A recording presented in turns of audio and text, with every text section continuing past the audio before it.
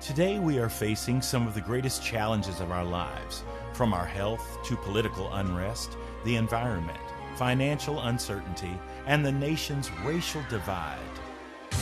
Welcome to Bill Myers Inspires. My idea for this show was to invite guests and get the conversation started, to take a deep dive into the issues that impact our world with an eye to exploring solutions. And we encourage our listeners to look within themselves to take decisive action to make a positive difference. Welcome to Bill Myers Inspires. I'm your host, Bill Myers, and today we are doing a show that is called About Juneteenth, the history and significance, with my guest today, Fay Williams. Now, what is Juneteenth? What is the history of Juneteenth and its significance? And why is Juneteenth becoming a national holiday in America at this time? My guest, Fay Williams, has been a driving force in creating forums and platforms where people of different views and perspectives can work together to achieve a common goal. An attorney by profession, Fay has applied her broad range of skills to promote family involvement, leadership development, and community action to transform the city of Indianapolis. She has lent her leadership to the boards of the Indianapolis Children's Museum, where she chaired its diversity and governance committees, the Central Indiana Regional Blood Center, Visiting Nurses Association of Central Indiana, the Community Service Council of Greater Indianapolis, United Way of Greater Indianapolis, National Civic League, Indianapolis Economic Development Corporation, and countless others.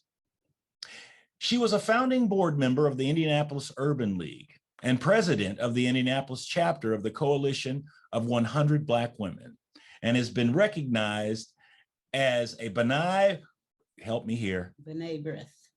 Breath Woman of the Year. Thank you. The Mary Bethune Award from the National Council of Negro Women, the Distinguished Citizen Award from the National Municipal League, and received an honorary Doctor of Laws degree from Martin University. Please help me welcome my special guest today, Ms. Fay Williams. Fay? Thank you. Very happy to be a part of your program, and especially on the occasion of the making Juneteenth a national holiday. Now, Fay, before we go any further, you're on to something, but we spoke briefly last night as I was giving you directions and final notes for today. And you said, wow, how in the world did we know that this would be the occasion where we had agreed to do a show on Juneteenth, and Juneteenth's coming up, but on a national holiday? I mean, my goodness. It is something that I never thought would happen as a national holiday, but of course, growing up in Texas, and particularly on Galveston Island, where Juneteenth started, because it was on June 19th, 1865, that the Union Army arrived in Galveston and declared that the Emancipation Proclamation was to be enforced. That's when the Civil War finally ended, and Texas was the last state of the Confederacy to be captured. My goodness. So it was really a turning point for the whole country. I would like to read this, if you don't mind. This was the origins of Juneteenth. This was General Order Number 3, and it reads as follows. The people are informed that in accordance with the proclamation from the Executive of the United States, all slaves are free. This involves an absolute equality of personal rights and rights of property between former masters and slaves, and the connection heretofore existing between them become that between employer and hired labor. The freed are advised to remain at their present homes and work for wages. They are informed that they will not be allowed to collect at military posts, and that they will not be supported in idleness either there or elsewhere. General Gordon Granger, Galveston, Texas, June 19th, 1865. And this is General Order Number 3. Yes, General Order number 3, of course, brought with it finally the promise of the Emancipation Proclamation. If one reads carefully the Emancipation Proclamation, at the time it was issued, it was merely a piece of paper because the Confederacy was in full force, the Civil War was in full force, and a man named Jefferson Davis was the president of the Confederacy. They had their own money, they had their own army, and therefore nothing Abraham Lincoln said or did made a difference to the Confederacy.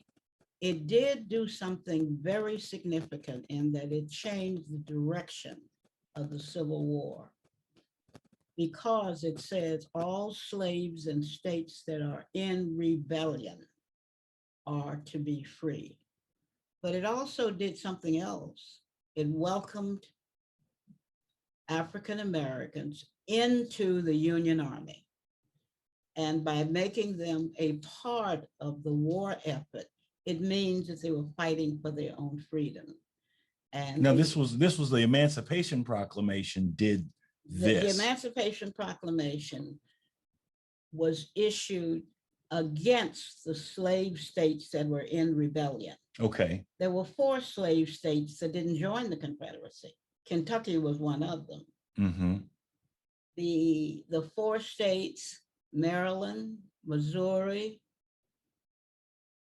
Delaware, and Kentucky, were all slave states, but they chose not to join the Confederacy.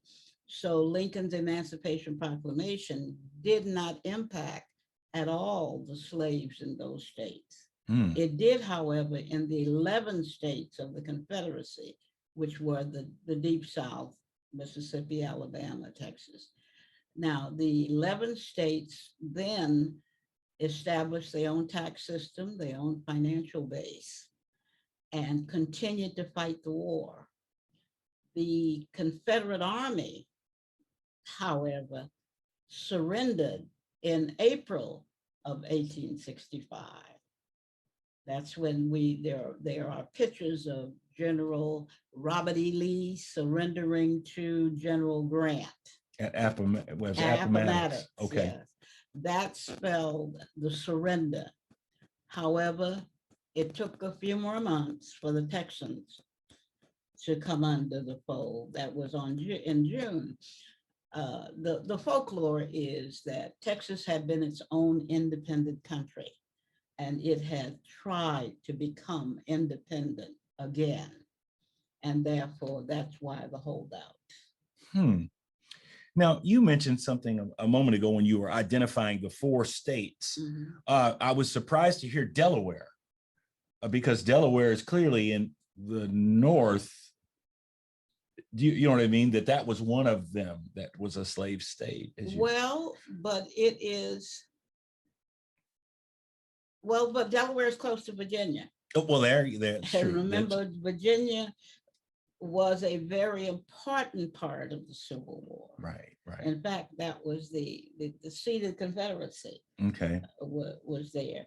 So that when we look at it, it's a mixed bag.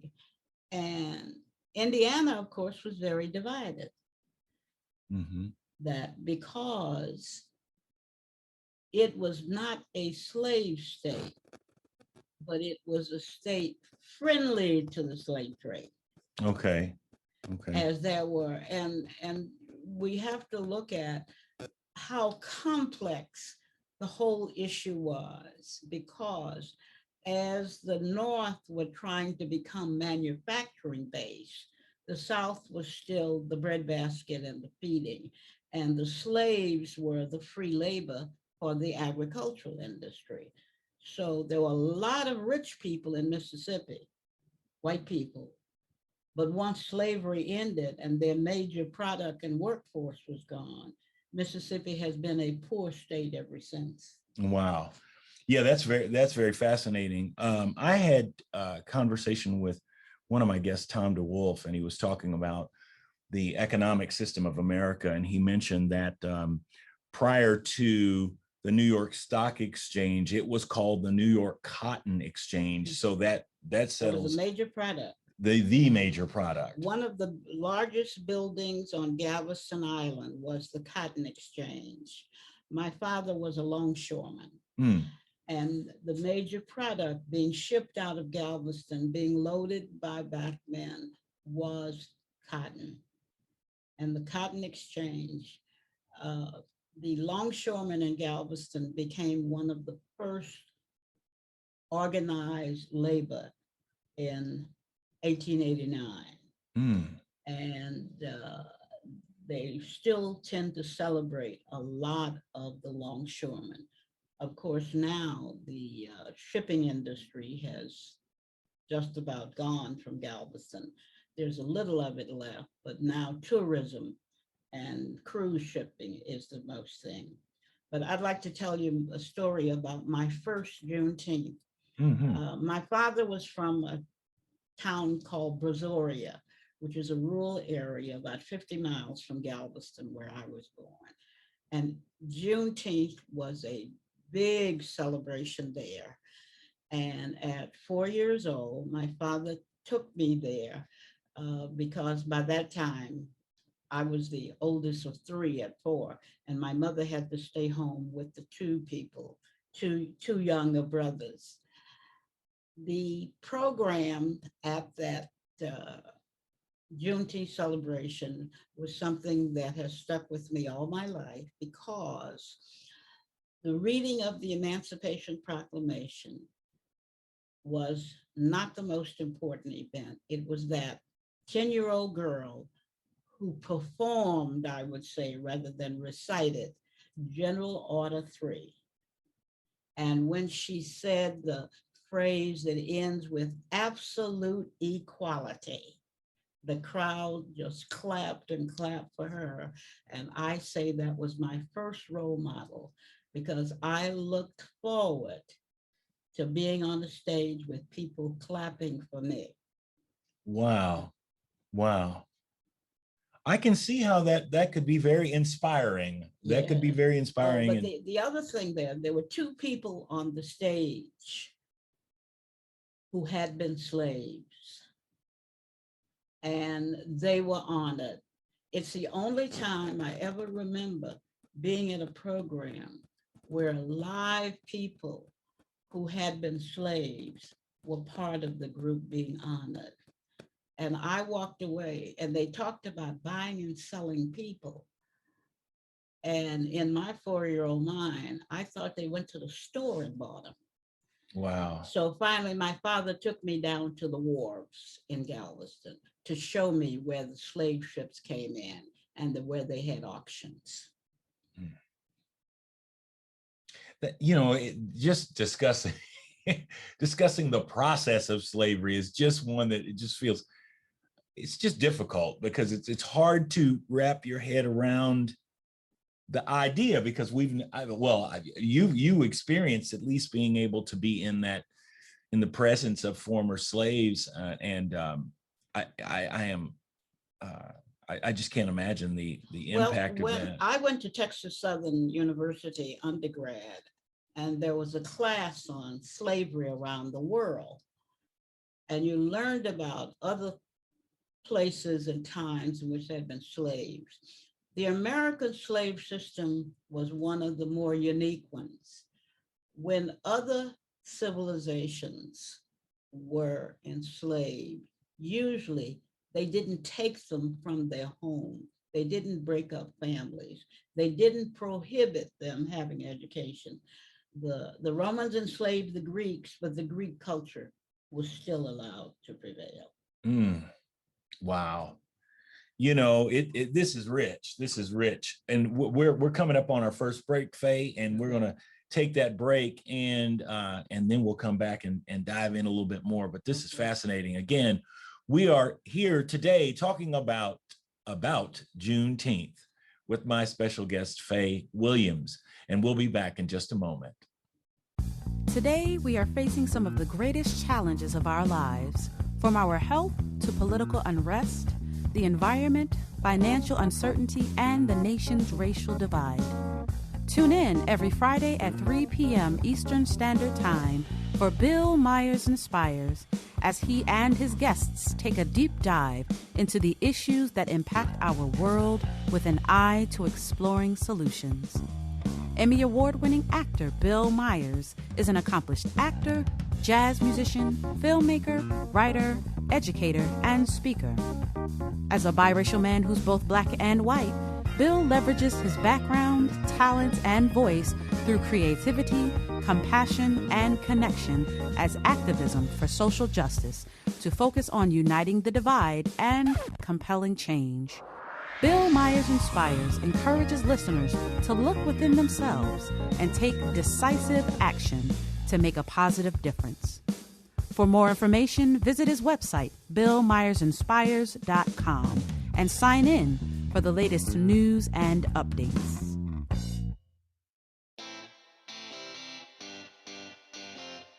Are you a subject matter expert? Are you here to share your expertise with an audience waiting to hear from you in only the way you can deliver?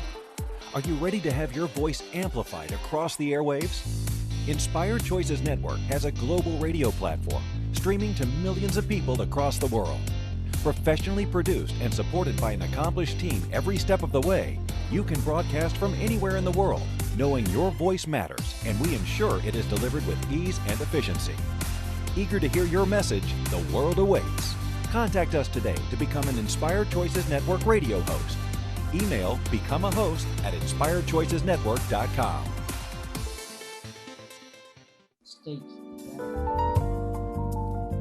You're listening to Bill Myers Inspires here on the Inspired Choices Network. We're here every Friday at 3 p.m. Eastern Standard Time. Thank you for joining us. And now, let's get back to the conversation. We are back, and you're listening to Bill Myers Inspires, and we are talking about Juneteenth, the historic significance of Juneteenth, which was just voted and declared a national holiday in the United States. And I'm here with my special guest, Fay Williams, who is from Galveston, Texas, the very location where Juneteenth and its origins are, and where the event occurred. So tell us about this real quick, because I'm doing this show today mostly because of my own continued curiosity on the subject of Juneteenth. And also, I know where I am curious, I know that there are many people. I saw some statistical breakdown yesterday that somebody was suggesting that most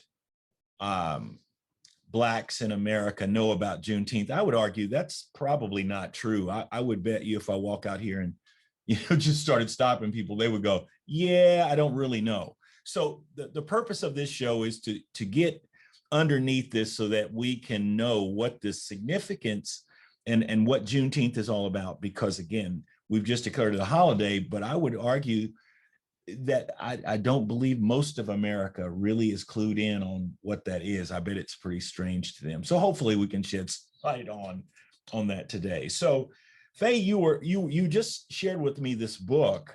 And just tell us a little bit about this book. Well, this is a relatively new book on Juneteenth by Annette Gordon Reed, a fellow Texan, who has written a history kind of Juneteenth. It's history, and it's also a memoir about her growing up in Conroe, Texas, which is not too far from Houston. And the celebrations that took place in her life. It's a great read. I've seen her now on lots of television programs, and she expressed on one of the programs, at first she had mixed emotions about the rest of the country celebrating it, because when she was growing up, she's younger than I, we were proud to have our own Texas holiday. But that's what I call the Texas mentality. And in Galveston, we had something we call island mentality, that because Galveston is full of different kinds of history, and every day was something, some kind of celebration about something. Ships arriving in the port, the freedom from Texas from Mexico and everything.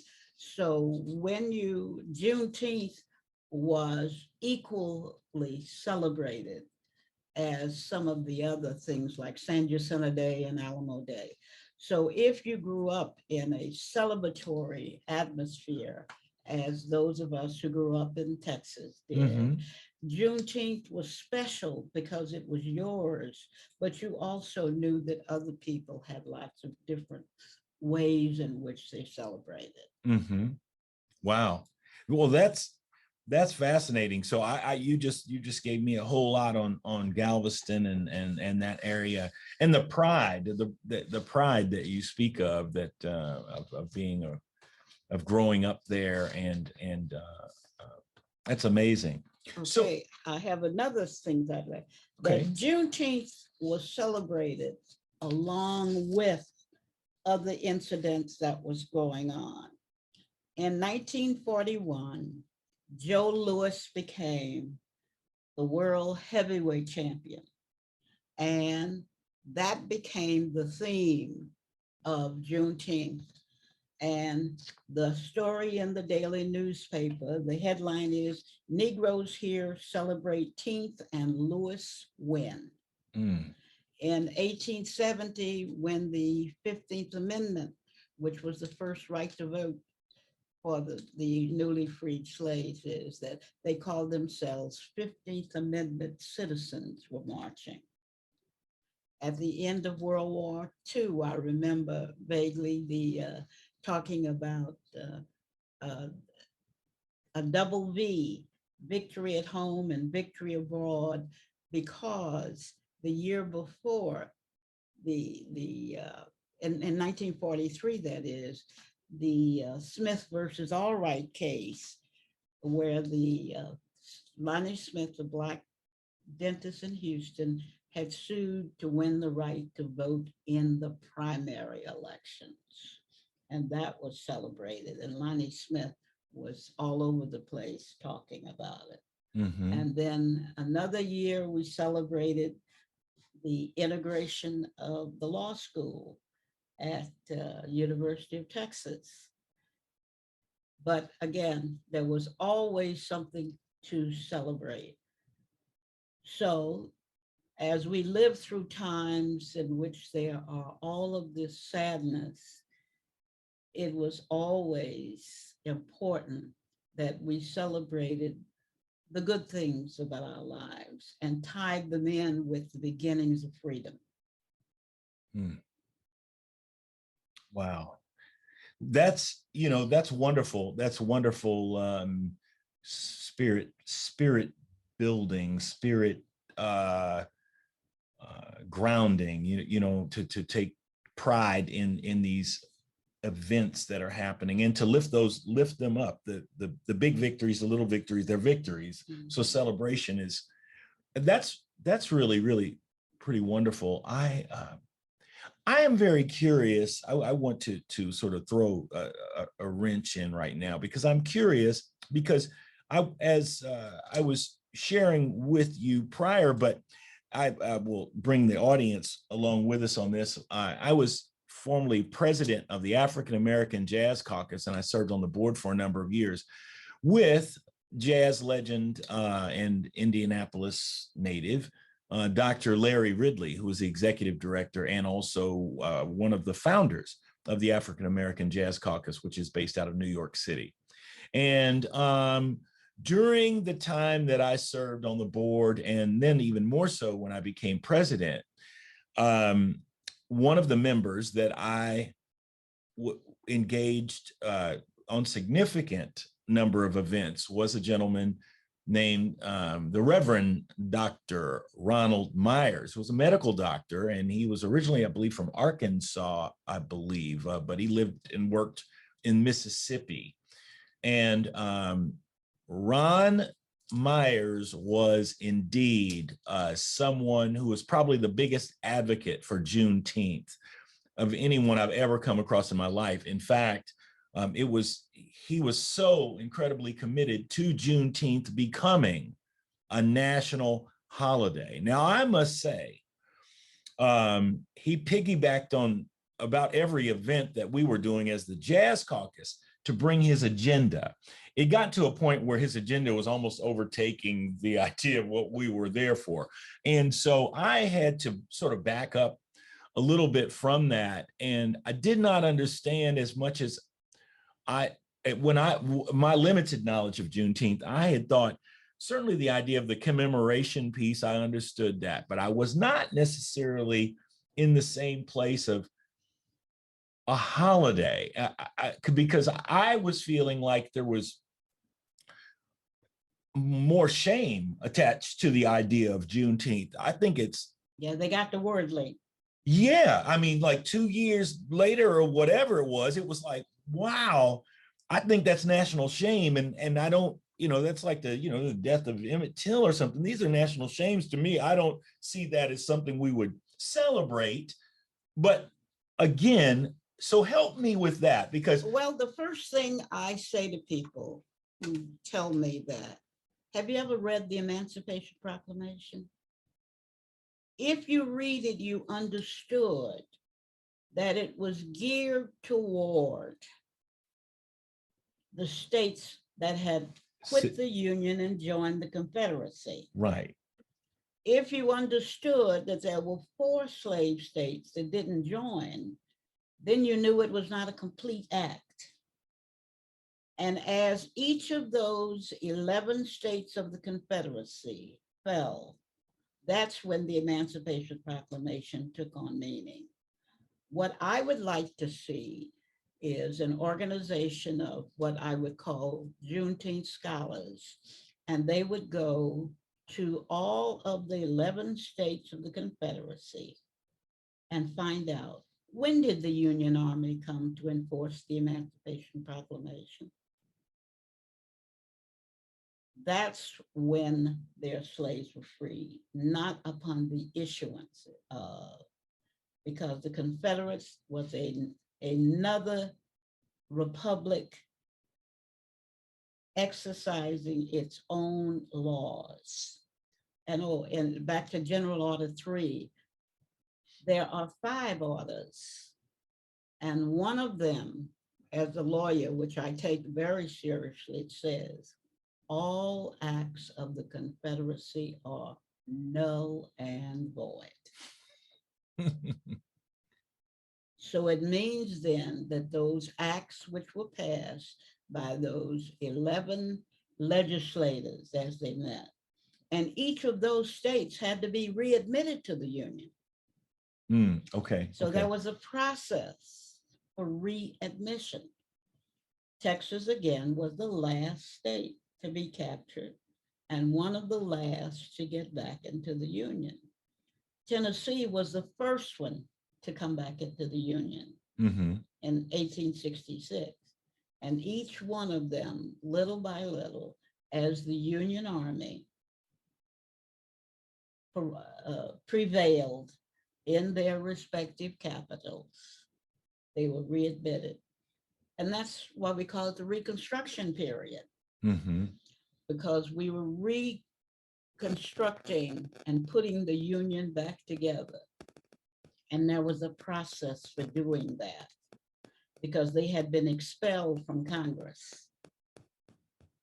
And little by little, each time, and if you can look it up and find out, when did, for example, Mississippi or Georgia come back into the Union? And that's usually when they were admitted back to Congress and could vote on national things. Well, that does, because I think there may be just, again, like you just filled in, a gap, a huge gap, an information gap that's vital to know in order to put that in perspective. Because just to jump to it and go, 2 years late, you brought that's horrible. Well, that's why I start off saying, read the Emancipation Proclamation and understand it was aimed at the Confederacy. And the Confederacy was not the only place there were slaves. Right. Okay. 11 states. Right. There were other states which did not mention. Also, there were parts of the slave states too. New Orleans as a port was exempted. There are lots of territory exempted from the Emancipation Proclamation where there were slaveholders.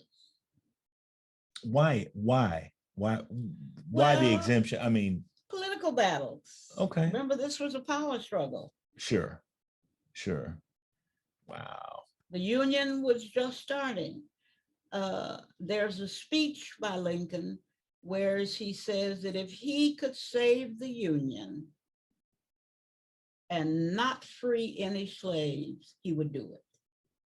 And I have seen that speech, and I have seen that one. And yes, that because it's like, wow, it helps correct our narrative about Lincoln, because we kind of give a little bit more credit perhaps than, or we don't honestly take a look at it. We just sort of Lincoln was elected from Illinois. The Illinois legislature passed a resolution saying he had overstepped his bounds by issuing the Emancipation Proclamation. Wow. Well, here you are, folks.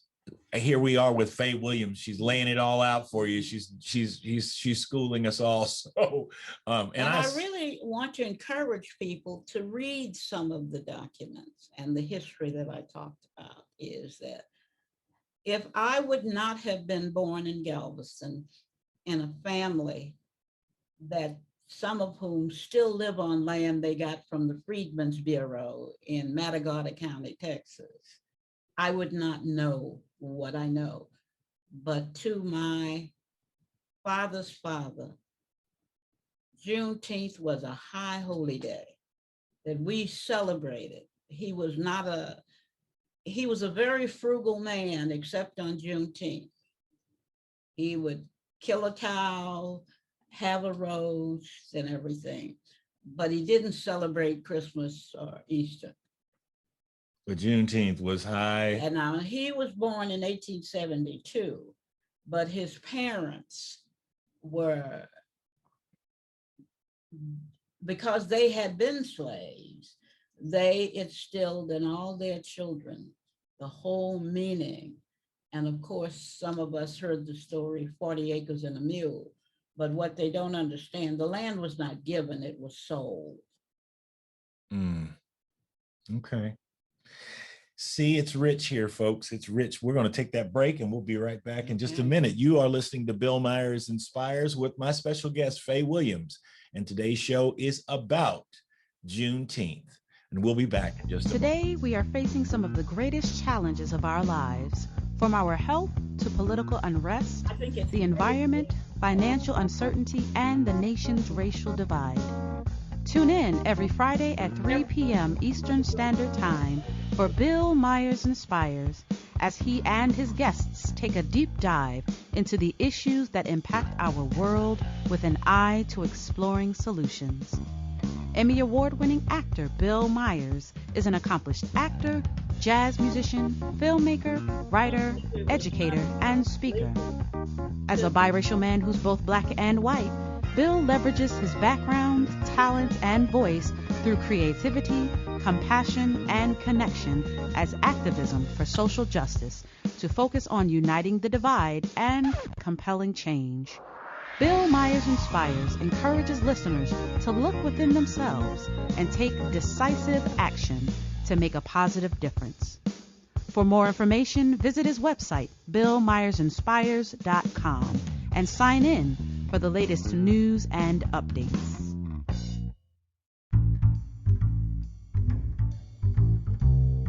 How wonderful would it be to carry your favorite Inspired Choices Network host with you throughout your day?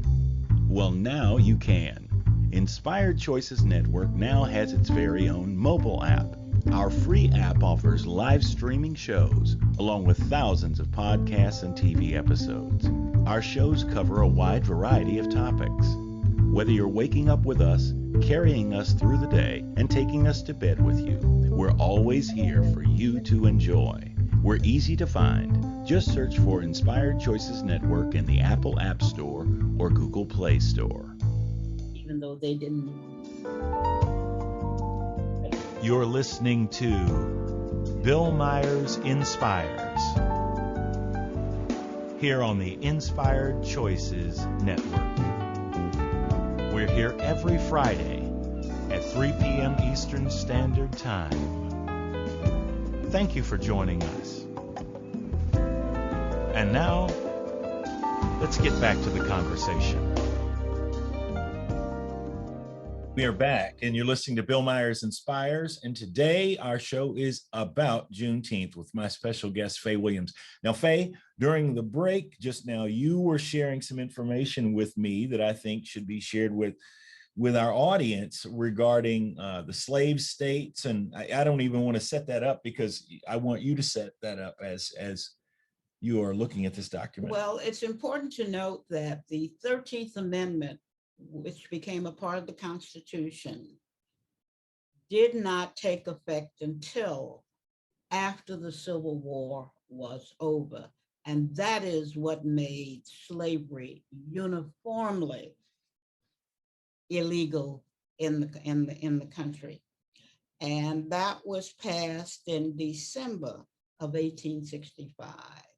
So the Emancipation Proclamation changed the direction of the Civil War.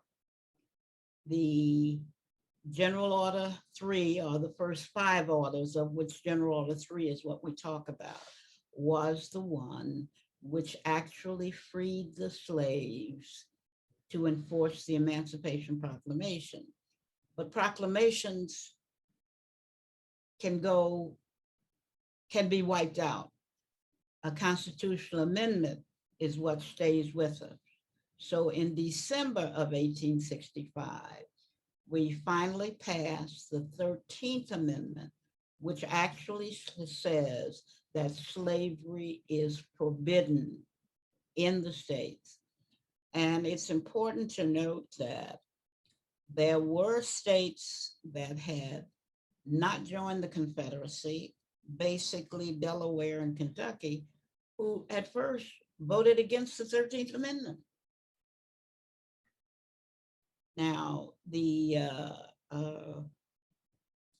27 of the 36 states ratified, which made the 13th Amendment a part of the Constitution in December of 1865.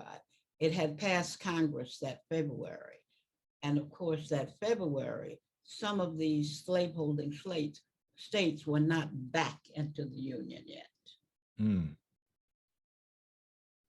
So you have to really try and understand the politics of the time. And it's tied up with the economy. Wealthy people owned slaves. That was their major product. I have looked up the manifests of the ship that brought my father's ancestors to Texas from North Carolina. One of them had a value of $150 because he was listed as a carpenter. The one who was listed as a laborer was only $75. And they were sold on the dock of Galveston, arriving from North Carolina on a ship called the Palmetto. And there were a lot of slaves shipped into Texas as the abolitionist movement was gaining in the East Coast, which is, the North and South Carolina. So who were big slaveholding states at that point. But as they were losing the political battles, they were shipping their slaves further south and into Texas because Texas was considered a safe territory because it has been its own country. And Sam Houston, who was the president of the Texas Republic, objected to Texas joining the Confederacy, but he lost that fight. Hmm.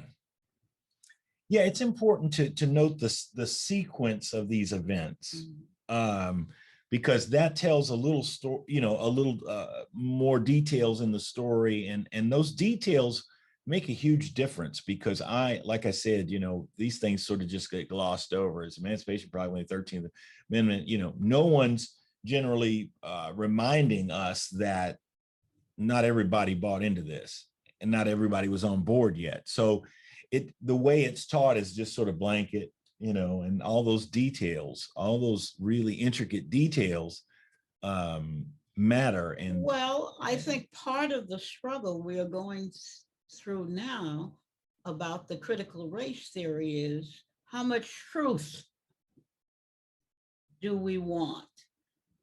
And, there's one state that recently passed some kind of legislation as to you can't make people uncomfortable. Well, keeping them ignorant of the past, I think, is a greater sin than discomfort from learning the truth and then doing something about it. Mm-hmm. I couldn't agree with you more. The one thing I know about growth is that it is neither convenient or comfortable. So it's time to get uncomfortable in order to examine the truth, and so that we can make decisions to move forward and be better about it. But if we remain ignorant of it, then we will never. You see, there were two truths that I had to deal with in terms of my was growing up in Texas. We could go to Mexico without a passport at the time. All you had to do was prove you're an American citizen. Most of the farm labor in Texas, as Blacks moved to the urban areas, farm labor were the Mexicans, and it's called migrant labor. And I was shocked when I moved to Indiana to find out that there was a very large migrant labor force coming into Indiana for a period of time.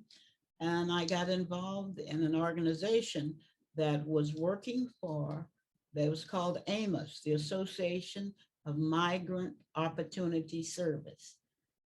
And it dealt with finding a way to assist the Mexican who came here for farm labor, were treated right and paid something. I never would have thought that Indiana would have dependency on that kind of labor. Now, in Galveston and in Texas, I understood it because of proximity. Right, exactly. So was that primarily seasonal? It was seasonal labor. Okay. And that was part of the problem, because the farmers did not look for them to have the same rights as other laborers. Okay. In terms of wages, in terms of living conditions. And the other thing, some of them came and they didn't want to go back. Okay. And there were special permits for temporary labor. Okay.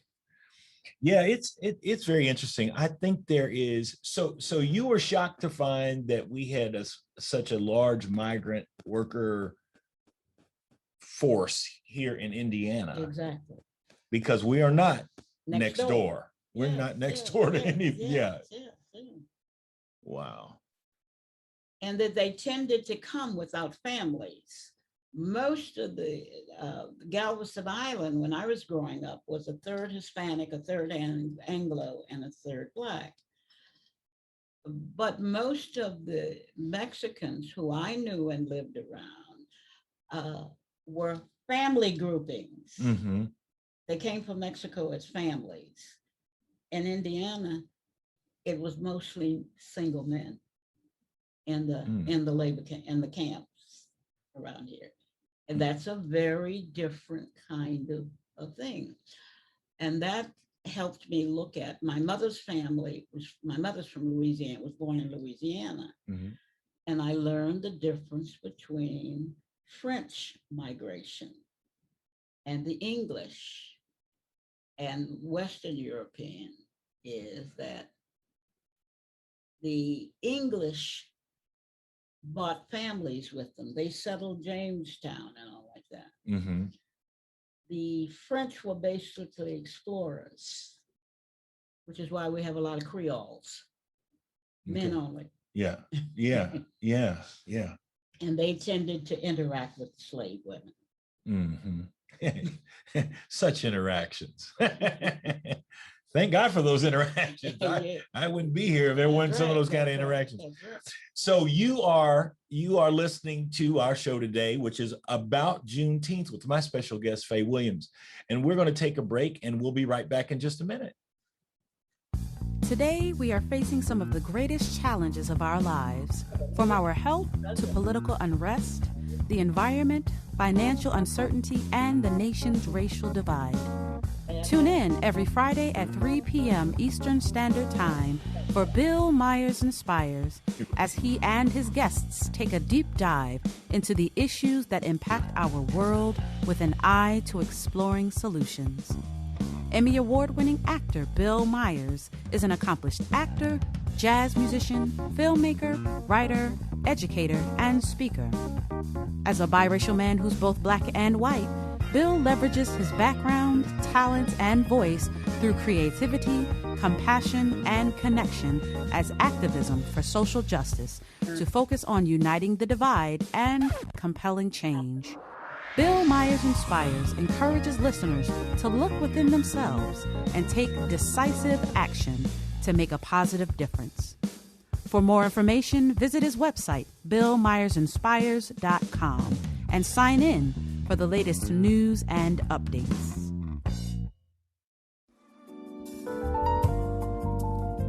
You're listening to Bill Myers Inspires, here on the Inspired Choices Network. We're here every Friday at 3 p.m. Eastern Standard Time. Thank you for joining us.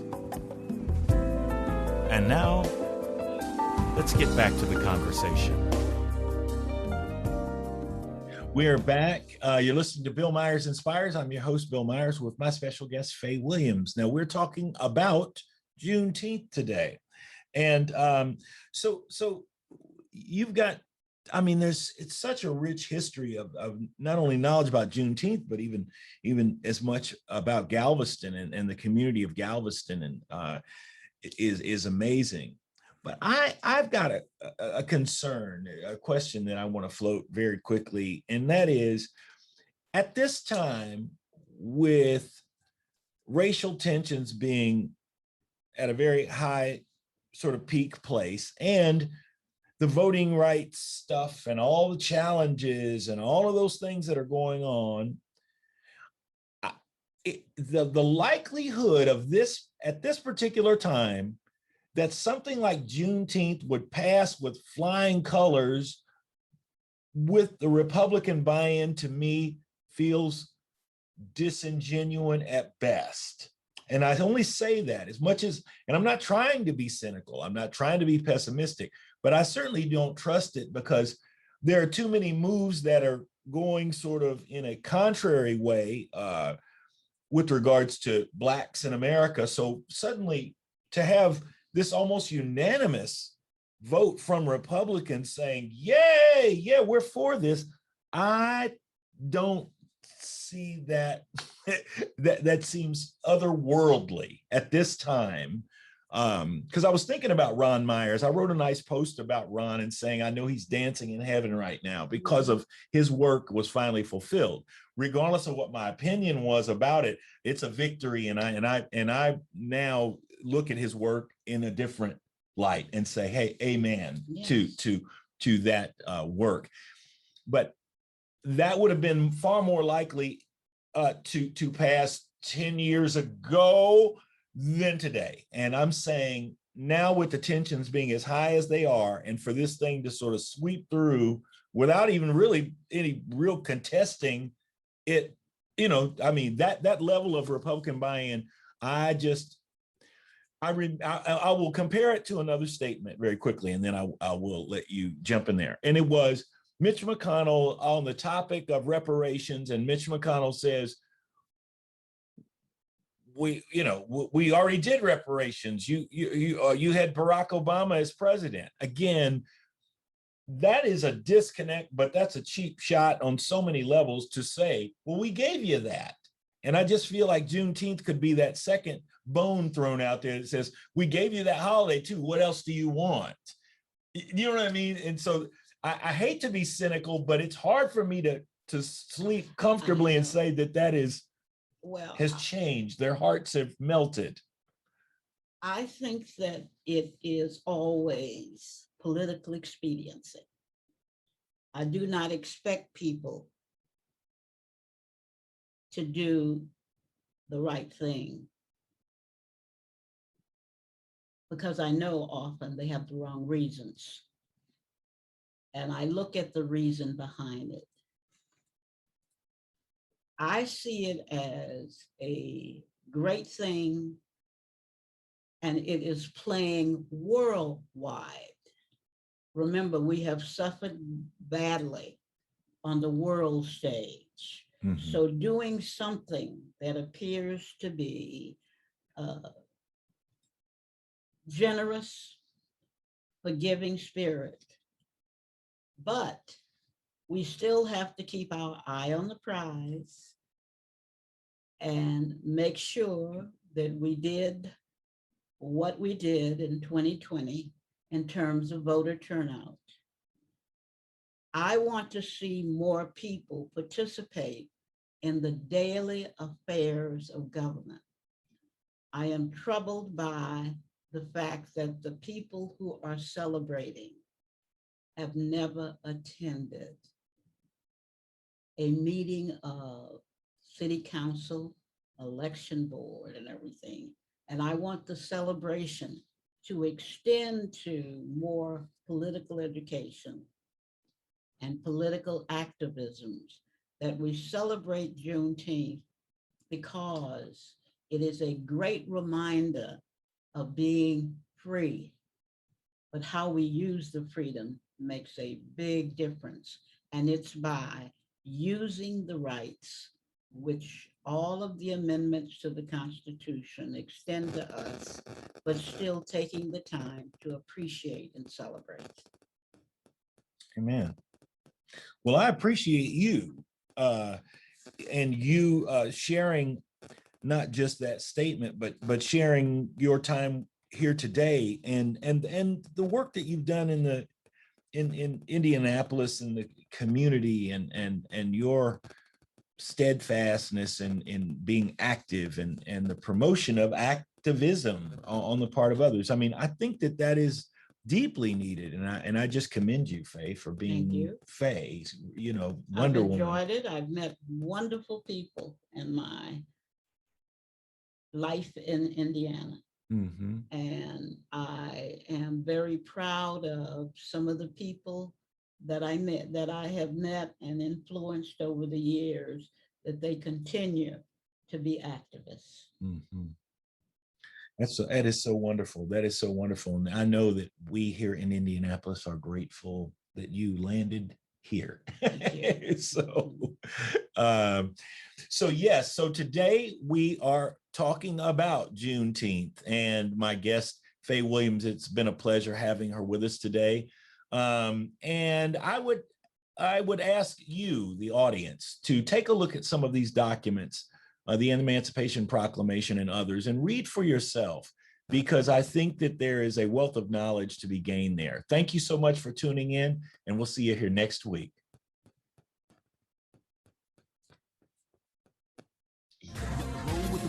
Thank you for spending your afternoon right here with us at Bill Myers Inspires. Remember, we're here every Friday at 3 p.m. Eastern Standard Time on the Inspired Choices Network. Remember to take time this week to take a breath and look within yourself and figure out how you can make a positive difference in this world. Spread the word, and we'll see you here next Friday. Have a wonderful week. You can have that one.